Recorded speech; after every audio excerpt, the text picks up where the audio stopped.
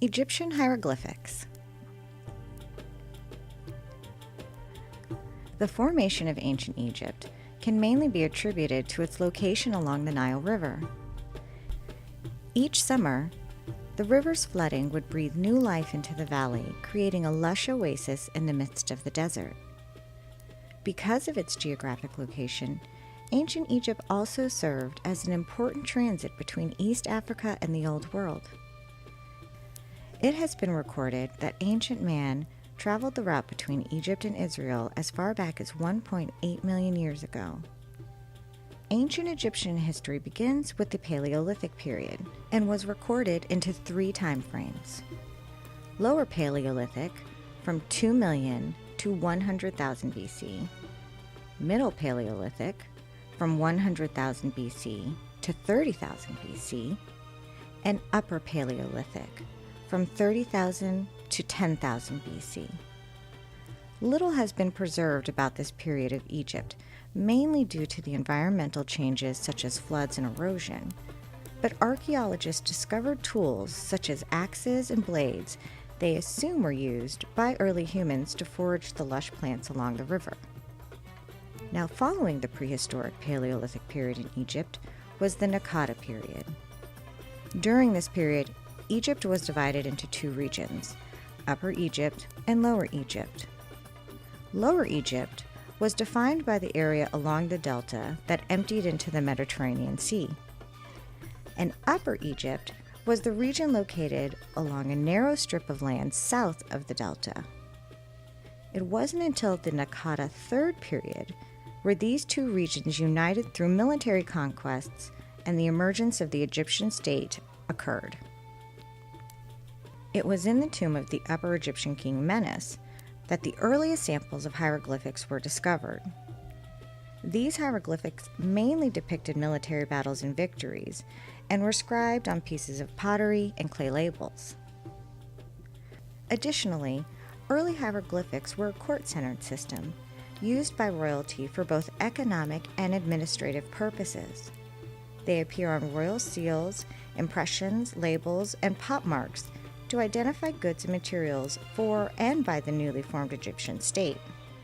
These hieroglyphics are referred to as seracs. Seracs are a format of the king's name and were comprised of phonetic signs and placed inside a palace facade surrounded by a falcon. The second documented use of hieroglyphics was on royal commemorative art. The Narmer palette depicts various persons and places that represent scenes that are symbolic to the king's rule. They were important pieces of iconography to solidify the king's power and were oftentimes exaggerated or showed the king in clothing and his enemies in close to nothing. This creation of phonetic hieroglyphics was at the root of ancient Egyptian culture. It seemed from this point forward, a system of phonetic symbols, also called rebuses, began to flourish and were used to associate certain ideas expressed in particular pictures. However, the lack of any discernible use of vowels or consonants made it difficult for historians to interpret the hieroglyphic writing system. In August of 1799, during General Bonaparte's French campaign in Egypt, a young military officer unearthed a piece of black basalt, now referred to as the Rosetta Stone. On the stone appeared 3 types of writing: 14 lines of hieroglyphics, 32 lines of Demotic, and 54 lines of Greek. While the lines of Greek opened the door to understanding hieroglyphics, the writing was still difficult to understand. A. Barthélemy was the first historian to unlock an important key to interpreting Egyptian writing. Barthélemy proposed that the names of kings were enclosed in circles he called cartouches. Jean-François Champollion used this key and his understanding of Demotic and Greek script to deduce that if the Greek text mentioned King Ptolemy V, then the hieroglyphic signs contained in the cartouche ought to be a transcription of an Egyptian ruler's name. However, the Rosetta Stone was merely a starting point for Champollion to understand how to read hieroglyphics. It wasn't until 1819 and the discovery of Cleopatra's Needle that he was able to further understand the ancient Egyptian writing. The text on the needle contained the same sign for Ptolemy in a cartouche, but it also contained a second cartouche with a different name. By comparing similar symbols in the two cartouches, he was able to translate new letters that identified the name to be Cleopatra.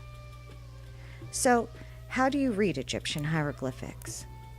Understanding the translation of this writing system is complex. So, let's take a look at the basic phrase that confirms Champollion's system of translating the ancient Egyptian writing. On the Rosetta Stone, Champollion found the sign which he assigned the syllabic value mes, meaning to give birth to. However, this was just a theory, but his theory was confirmed in 1822 when he received a bas-relief drawing created by the architect Huyot. Huyot's drawing contained a solar disk in a cartouche, followed by two additional signs. The last of these signs was also contained in the translation of the letter S in Ptolemy's. Champollion then remembered that the sun was Ra, the Egyptian god. Champollion spelled out Ramesses, which was the name of the great Egyptian pharaoh. He continued this tireless deciphering of symbols for more than 10 years and traveled the globe to collect various texts that could help him in deciphering hieroglyphics. What he discovered was a system of writing that was partly phonetic and partly pictorial. Now, let's take a look at one more translation with the understanding of the phonetic and ideographic, or pictorial, system of hieroglyphic writing. The first two signs are phonetic letters. The symbol that represents a mouth is the letter R. The symbol of the owl represents the letter M. These two letters together are pronounced Rem, which is the Egyptian word for fish and is represented in the last symbol. All Egyptian hieroglyphics are based off this principle that the last symbol represents a picture of the word the previous symbols spell out. The influence of hieroglyphics is also apparent in other writing systems throughout history. Similar to Egyptians, Mayans and Aztecs in the New World used rebuses to depict names. However, hieroglyphics had the greatest influence in China and is still apparent in much of Chinese art. These hieroglyphics were the basis for ritualistic functions such as funerals, weddings, and prayers, and acted as visual aids for the person performing the ritual. In our modern culture, it's easy to view hieroglyphics as an ancient system of writing that has little to do with our 21st century society. However, the influence of hieroglyphics is still apparent in the designs of jewelry, fashion, and art throughout the world.